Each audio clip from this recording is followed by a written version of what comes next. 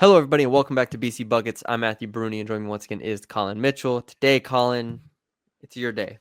It's your time to shine. It's your big board. We're going to be going Yeah. 1 through 32 here.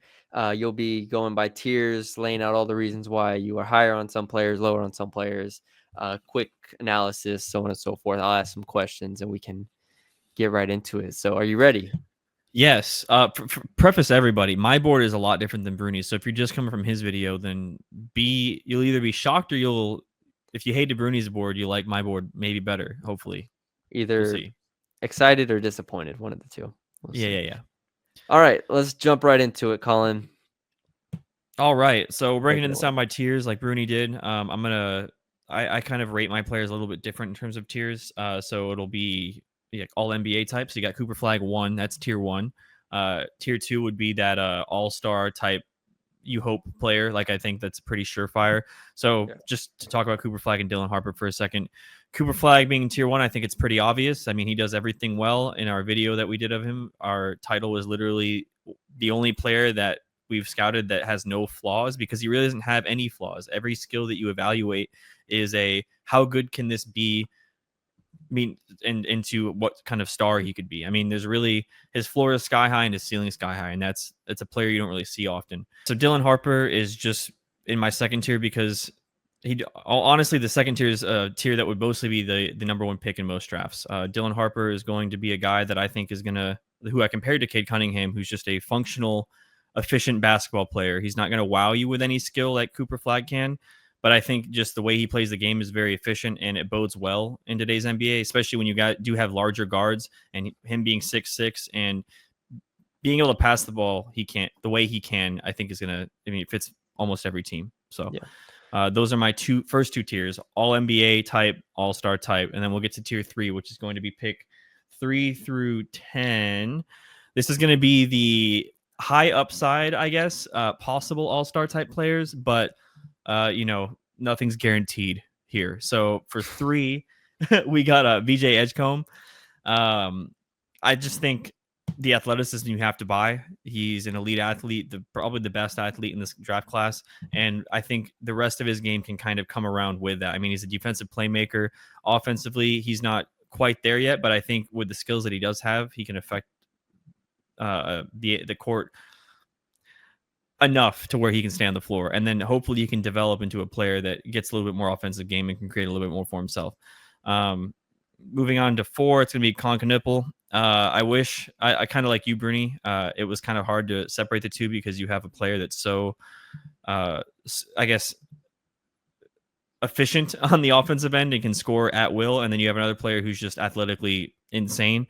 But I can't get quite there with Colin Knippel's upside, just because unfortunately, athleticism is going to limit him a little bit. But in terms of shooting the ball and everything like that, he's got to be my 4th pick. All right, we have the same 1 through 4, Colin. Good job. So let's see. Yeah, it's about to get.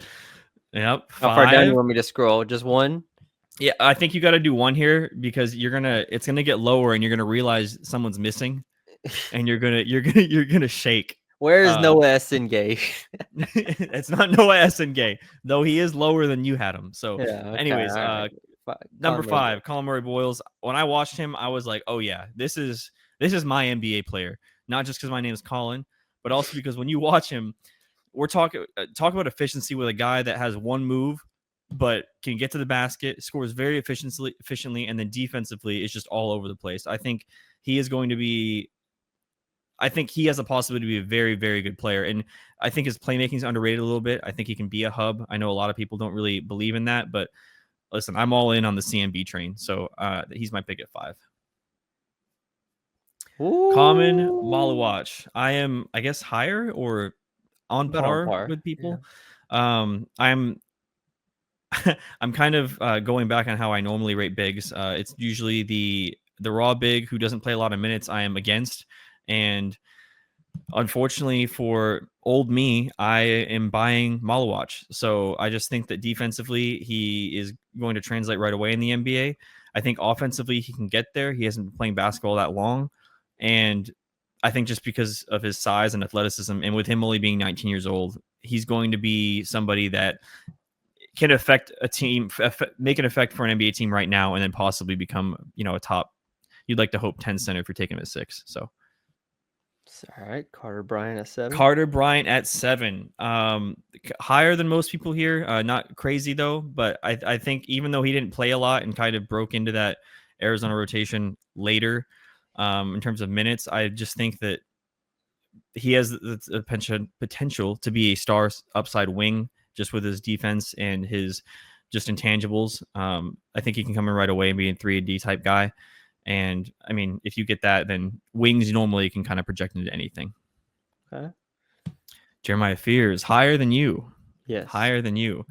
I, unlike you, don't mind his height because I think you have to buy the upside with his athleticism and with, I guess, the it factor that you can kind of watch him with. Although he did take a lot of bad shots, although his shooting's not really there right now. I just think that when you have a player that is as electric as he was in college, that you have to try to buy. And if I'm picking 8, I'm going to take upside here. And I think the floor is high enough. Not that it'll be on the court right away, but I think the floor is high enough to where you have something to work with. So that's why I'm taking Jeremiah Fears 8. Cedric Coward, number 9. You kind of also flashed Adu down there a little bit if you just want to throw both of them up there. It's the last part of my tier. So Okay. So I think both these guys, let's start with Coward. I think what he was able to do at Eastern Washington and then having that at least translate to the 5 or 6 games he played at Washington State in terms of just raw output being basically exactly the same, if not better than Eastern Washington. And then committing to Duke just shows how much he's developed and how much I think he can still develop. You already mentioned in your video that you think he has a high upside, and I also agree. I think he's a guy who can do everything on the court in terms of what you ask of him. It's not all going to be elite or anything like a Cooper Flag, but I think that he gives you a lot and has a lot of options where you can kind of mold him into a player that I think has really high upside. And then you get to Adu Thero. He was my, I guess, one of my 3 guys to look out for. I just think that the fact that he's able to attack the rim the way he does and defensively be as good as he is, I think that's enough to warrant a top 10 pick. And then everything else on top of that's kind of gravy because I think he can come in and be an effective player for any NBA team right now. All right, so that's the end of your third tier. That's tier 2, and that is the tier 3. Tier 3. High upside, kind of not flyers, but you know NBA what I'm saying. Starters. Yeah, NBA star, high level NBA starter. There you go. Okay. All right. What do you think? I like it. I knew you were high on Adu, so that's not surprising to me. Cedric, we're about the same on. You're higher on Fears and Common than me. It seems like you're comfortable taking these not project guys. I don't want to call them project guys, but swings. Let's call them swings. I don't know. But I don't know if there's Carter and Fears are swings. Yes, but I don't know if there's as big as swings as, I guess I buy their upside. Like I would say their floors are on par with some of the guys you put here, but their ceilings are higher, if that makes sense. So you don't see Trey Johnson on here like you had him. Yeah. I just think his ceiling's not as high as a guy like Jeremiah Fears, for example. So yeah. All right. Tier 4. All right. The next tier is 11 through, I believe, 20. Yeah, 20. Okay. So these are guys that I think are going to be important players, or could be important players, I should say, for an NBA team. Right away, we're going to start with Jace Richardson. I say it every time we talk about him that if he was 4 inches taller, he'd be top 10 pick, top 5 pick. However you want to split it, but I think that what he was able to do at Michigan State and, again, break onto the scene and be really efficient and be a very effective player. I think despite him being basically 6'2", 6'3" is not correct there. Yeah. I think he's going to be able to be something in NBA. And, again, if I'm taking someone at 11, I think that he can make an impact on a team. We then get to Kasparis Yakushonis. I think yep, I said that right, I think. You had him 10, I believe. Yes.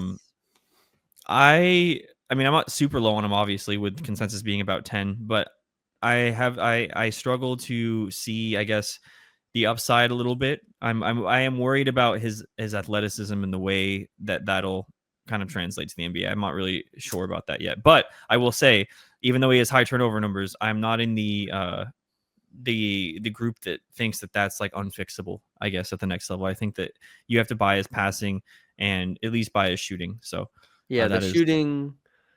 I'm still high enough on the shooting, Hmm. and then also he was really good at the basket this year, even despite him not being a great athlete. So Yeah. it's I like that enough.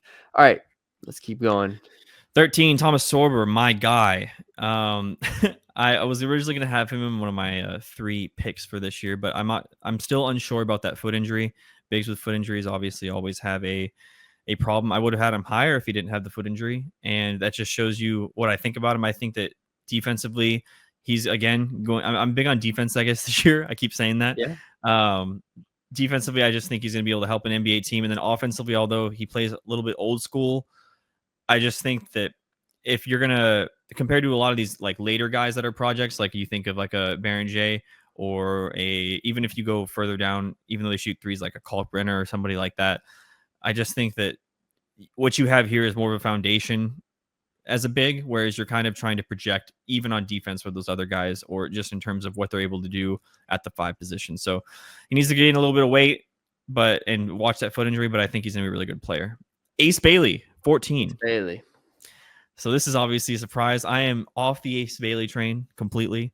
I think what I've really been trying to pay attention to is players that are willing to adapt in the NBA. And so, for example, you get a guy that comes in is like a Jalen Williams, for example, was the do it all guy at Santa Clara, Or Benedict Matherin. or Benedict Mathurin at Arizona. Like having to adapt to the teams that they're on, and not like for Jalen Williams, for example, like he's not going to have the ball in his hands all the time, but he was a very effective player. Benedict Mathurin, not the star player, is Tyrese Halliburton. I think that it's going to be hard for Ace Bailey in the NBA if he isn't willing to adapt, and because of that, even though he has a really high ceiling, I think his floor is really low, and I think that's kind of why I have him so low. Um, so he's only up there because of what he might be able to do if he ends up willing to adapt. And I don't know. I don't know. People are gonna come at you for this one. Yeah. Hey, listen, I put LaMelo Ball, I think 7. Was it 3 years ago, 4 years ago? Yes. So, Yes. so it's all right. We're okay. We're all right. All right, 15. Trey Johnson had to be back to back. I forgot about this. Someone screenshot this right here, right now. Yeah. 14 Ace, 15 Trey. Trey Johnson, like I said in your video, great shooter, like incredible scorer, isn't going to really do anything at the rim. I just have trouble buying a player that really wasn't able to do anything at the rim, and then just not physical. 190 pounds. And I think that if you're not able to stay on the court defensively, or not be one dimensional on offense, and that's not to say he can't shoot in a variety of different ways, but just, I mean, in terms of attacking the basket, I think it's going to be hard for him. So I have him at 15. I think the upside's there, as you do. I just think the floor is lower. Will Riley, higher on him than some, I guess. I thought he was around 16 in consensus, but I guess not. Yeah, I mean, like you said, I think that what he was able to do in flashes really shows you is what you're trying to buy here. If he was a player that didn't have the flashes of scoring that he had, especially some of the games like the Xavier game, or I forgot which game it was in the second half, he had like 20 something points. Like it's a guy that could possibly come in the NBA and be a really good scorer, but again, he has to get there, and defensively, he's not incredible, and he's a little physically underdeveloped. But I think that he could be a good player. Then you get to Rasheer Fleming, kind of the opposite of Will Riley. You kind of already know what he's going to be. Very good defensive forward who shoots the hell at the ball in the corner. I mean, like 40% from 3.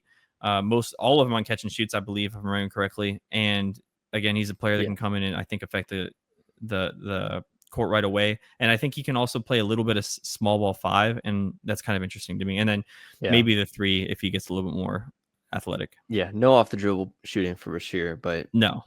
I love the shooting and the defense to me. Last 2, yes or no? Sorry, there's one. Yeah, 20. Yeah, 20. So I won't mark this. Yeah. Neat Clifford and Drake Powell. I actually find them very similar in terms of what I kind of feel like they'll end up doing in the NBA. I think Neat Clifford is going to be a guy that right now on Colorado State did everything for them. I'm like you, and I don't believe that's going to translate completely, but I definitely think he can come in and just be that savvy kind of mature player that, will be able to shoot threes, be good defensively, and then possibly maybe add something a little bit more. So yeah, we compared him to like a maybe like best case scenario, like Christian Braun. type. Yeah, for sure. Christian Brown. Drake Powell 19. You don't buy his upside like I do. Nope. Apparently, a lot of people don't. I have him really high, I guess, because I just buy his one athleticism and length, and I think that as long as he can kind of get past the, I guess, shyness for scoring and assertiveness Shyness problems. for Yeah, scoring. shyness from scoring. Yeah, That that's one I way. couldn't think of the word. Assertiveness is the word that I was looking Assertiveness. for. All He right, needs there to you go. fix Lack his of assertiveness, assertiveness. lack Yeah. of assertiveness. I think that he can eventually develop into a 3-and-D guy Yeah. that is young enough to also have high upside. So, and then 20, Nolan Traore. I've called him the ghost of Killian Hayes. So that is kind of what I'm running with here. Although he's not number one on my draft board like Killian Hayes was, he's just a guy that right now can't shoot, passes really well, and has the tools physically to be a good guard in the NBA, and it just has to come together. So that is my next tier. All right. Is the last 12 all in the same tier here? Yes, they are. Okay, let's go So this through it. next tier is guys that you're either going to see a conglomeration of older guys or guys that I'm just not buying at all. Okay. Jean Beranger. Jean Beranger, I actually am buying, so maybe. I guess raw, I guess is how you'd say the young guys, but you have to, again, he's a guy that's kind of like Nate Lowen Traore, where you have to really buy what his upside is going to be. I trashed Yves Messi last year a lot because of how raw he was, and then he ended up being on rookie of the year ladders for like most of the year. So if Beranger is able to do that, then that's great. Normally I'd have a player like him in the 30s in the second round, but I think he can definitely be something. It's just a matter of, is he going to be able to develop? And if not, then obviously you're not getting anybody at 21. Yegor Demon, a player you have really high. Yeah.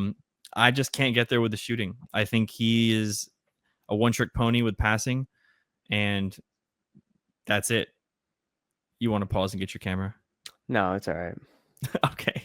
But just go. It's your All right, video. we go to the next I one. was just trying to see if I could focus it. There you go. Oh, there we go. Yegor you go to the Demon. next I one. mean, that's fine. You don't have to believe in Yegor. I don't. I just think there's too many ways in which this works out to where him not being a top 20 player. I hope so Too for many. him.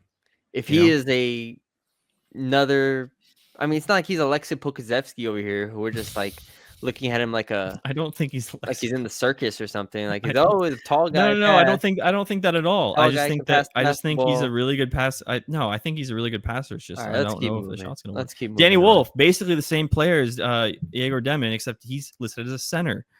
And maybe could shoot better. Probably could shoot You were better. higher than you were lower on all of these guys, Yegor, Danny, and Noah than I am. Yeah. Way Yeah. lower. Well, Noah is I'm higher than most people though, so it's not, Yeah, but I love Noah, so Yeah.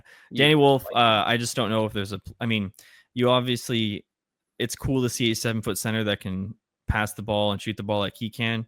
Again, I just don't know how that really fits in, and if he's able to develop those or be able to use those skills in the NBA. I'm not sure it translates. That's why he's at 23. Noah Penda, I actually like him more than most people, not as much as you. But yeah, he's a savvy player defensively. I think he's very high IQ defensive basketball player, and offensively, I just don't buy the shot as much as you do. Is probably why I have him lower. But I think he's going to be able to affect the game in a number of ways at the next level. Walter Clayton Jr., kind of like you said, it's hard to leave scoring out of the first round like this. And not only that, I think he has the it factor in terms of how he can help a team. Yeah. Now, is him being 6'3" going to be a problem? Probably. But if it's not, then I could see a team kind of getting a steal here at 25. Tyrese Proctor, 26. Again, a player that I think can come in, high floor, low ceiling player in this case. I think that he's a guy that can come in and be a savvy player defensively, not going to do too much playmaking on the defensive end, but is going to be able to shoot the hell out the ball and then kind of be a secondary playmaker. So that's what you're getting at 26, I hope. I thought I was high on Tyrese Proctor. You're looking at 26 here from Colin. Mm-hmm. I loved it. Oh, that's why. Sorry, Derek Queen, my guy, can do like you said, can do everything offensively except shoot the three, and defensively, it's a train wreck. I don't. It's not like I don't buy the scoring because I do. Obviously, it was cool. It was incredible to watch. It was fun, but physically, when you're in the bottom whatever percentile for the draft combine, and defensively you're not really there, you're not really conditioned. I don't know how much you're going to be able to show off that offensive skill set. And then especially if you don't have that 3-point shot, how efficient you can even be with that offensive skill set. So that is why he's this low. I don't think he has a high ceiling like most people think. I mean, he's not like, for me, he's not like Ace Bailey, where you have a guy that's still raw like a Derek Queen.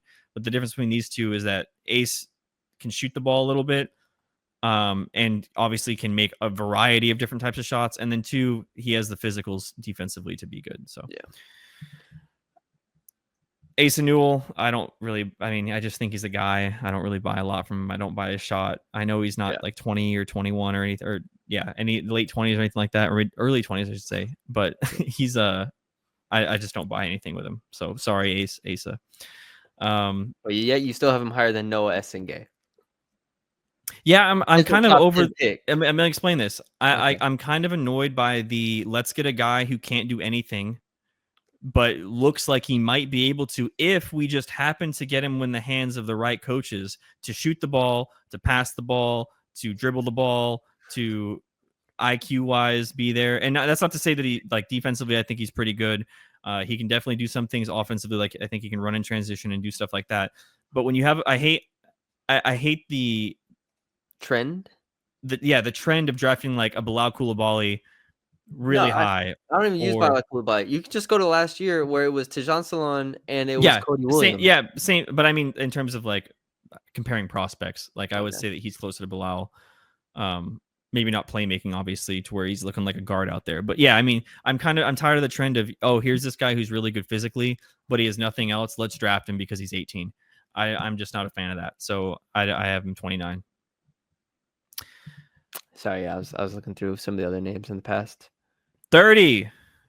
Janai Broom, my guy. I think that just because of his physicality, motor, and skill set, that he's not going to be a high ceiling player, but I think he's going to be able to be at least a rotation big on an NBA team. And I think that it could be pretty close to whenever he comes into the NBA. So that is why he's 30.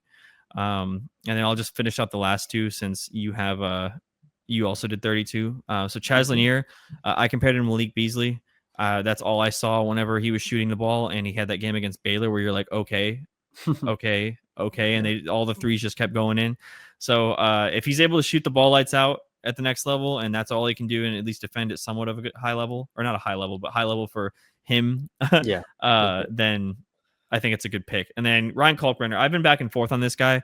Obviously, I was not very high on him and Maxime Reynaud whenever we did those videos, but I think defensively, if you're able to block, or I guess rim protect like he can, and then if he's able to shoot the ball, maybe there's a spot for him, but I'm not sure. So but I think something's there, maybe. So there's my top. A lot of people have Kalkbrenner first round, so we'll see where he ends up going. But yeah, there's Colin's big board. Broke it all down for y'all. We don't need to go too much more in depth with it, but you can check out all of our individual videos on all of these players if you want more thorough, discussions about all of them. So yeah, check that out. Check out my big board as well if you haven't already, and then we'll have our mock draft out tomorrow as well. So stay on the lookout for that, and we will talk to you all later.